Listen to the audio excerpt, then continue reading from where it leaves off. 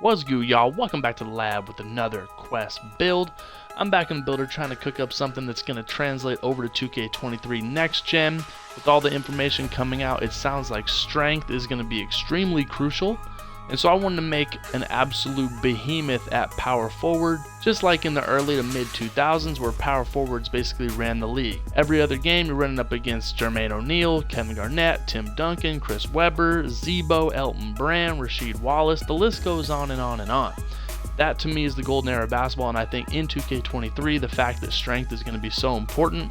You're going to want to be able to bully your opponents, and we're actually going to have a major difference in how offense is played by utilizing strength to your advantage, and so that really gives the power forwards a leg up.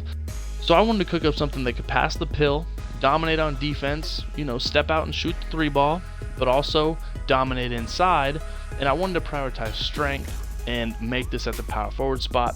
So we're going with something pretty unique. This has really shades of Giannis, a little bit of Tim Duncan, and Chris Webber. This right here is a 2K23-esque version of the glass cleaning Facilitator.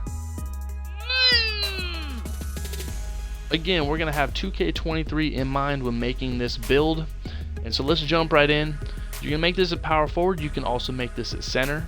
You're going to be 6'10", 270 pounds, which is the burly thresh, and then max out your wingspan to 7'8". Again, I'm going to make this burly because I want to be an absolute dump truck in the paint. This is an absolute trench beast that's going to dominate on both ends. Get your close shot to an 80. Now you can tinker back and forth a little bit with, this name's actually not super difficult to get.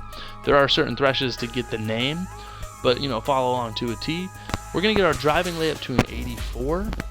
That's going to give us the gold slithery finisher. And then get your driving dunk to a 75. That's going to give us some of those dunk packages. Get your standing dunk to a 91. Want that gold posterizer and gold rise up and the badge thresh. And then get your post control to an 84 to get those Hall of Fame post spins.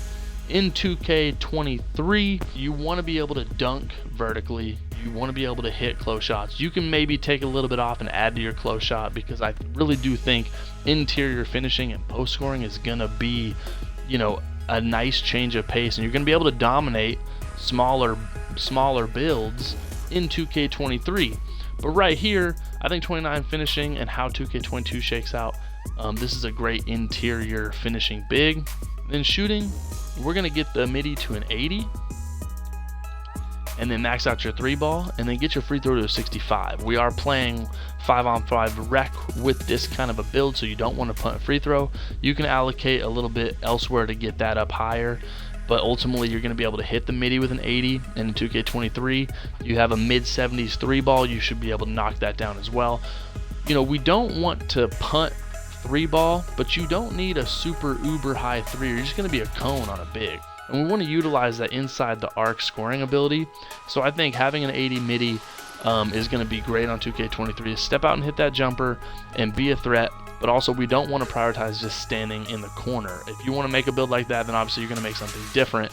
But we do want to be a threat from the outside. Then playmaking, in 2K23, pass actually is going to be tied to the speed of your passes.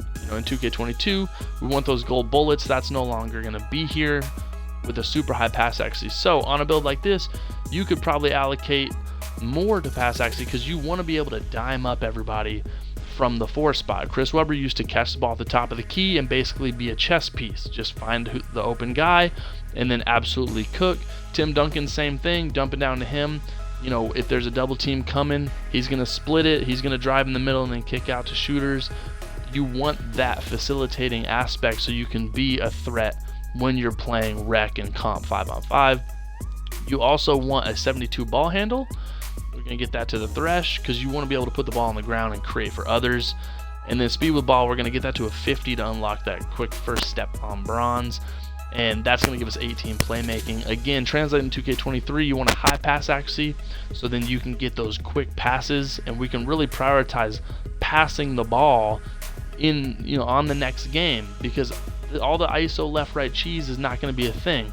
I would love to see more bigs get the ball and just be able to operate out that high post and create for others instead of just being cones all game. Also, the pick and pop, you're going to be able to hit the jumper or be able to create off of a pick and roll.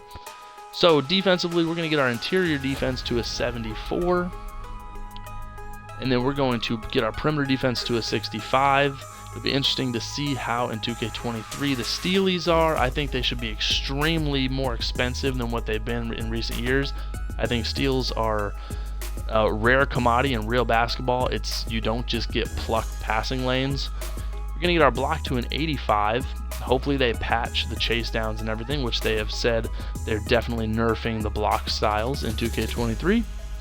Then we're going to get our defense rebounds to a 91, get those gold rebound chaser, and then offense rebounds to an 83. We're going to get 29 defensive badges on this build, nice symmetrically with our finishing.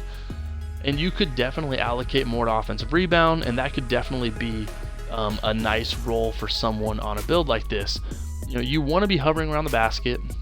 You don't want to just be standing in place in the corner the whole game, but you can impact the game defensively with rebounds, blocks, and then a nice interior defense. You can mold this build also specifically to your playstyle. If you want this to be more of an interior juggernaut build defensively, you can add more to interior D or more to block. If you want this to be more of a crashing rebounder that can create plays offensively for others, you can go ham on the offensive rebounds or get your defensive rebounds all the way up to a 99 to get those Hall of Fame rebound chaser.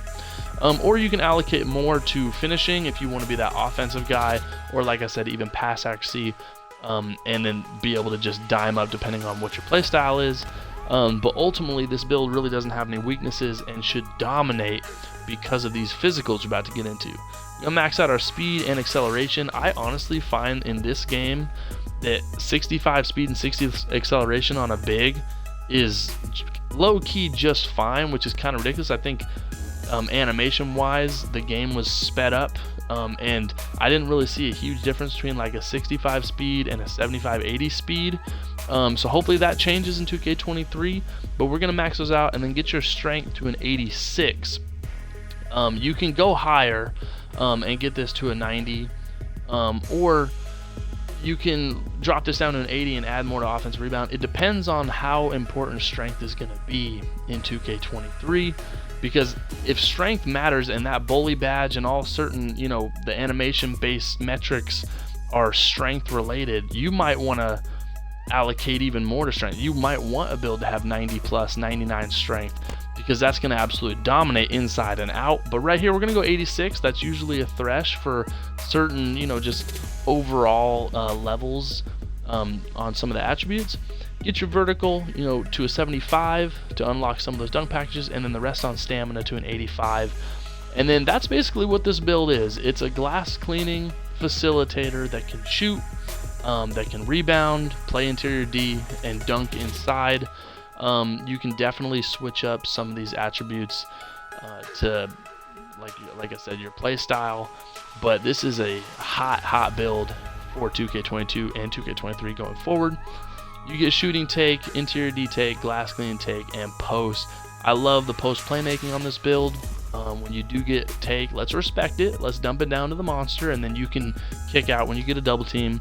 And then doing something crazy like spot or precision or limitless range could add to the craziness. But here you go, you're gonna get the glass cleaning facilitator. Like I said, Tim Duncan, Giannis, Zebo, Elton Brand, Chris Webber. This build is going to be hot, it's going to be strong, it's going to be able to do multiple things, and I think we're going to see a resurgence in those behemoth power forwards that you really don't want to see. When that schedule comes out and you see, oh man, I got Rasheed Wallace, oh man, I got Elton Brand, oh, Carlos Boozer's up next, like, you're just going to have power forward after power forward after power forward, and that's really going to dominate when you counter this, celery stick, peanut, small ball meta. Do not put a 6'8" two-way pass first wing on this build, because it'll absolutely dominate inside, and then defensively it's going to be able to cook as well. So like I said, we're gearing up for 2K23 next gen. I wanted to kind of make a build that is allocated more towards the news coming out about that. Let's prioritize strength, let's prioritize getting back to good homegrown basketball. Passing is contagious. Let's play the game the right way. What do you guys think of this build? What are you going to make on 2K23 Next Gen when it comes out? Let me know down in the comments. You know what time it is. Quest Sparrow. Streets.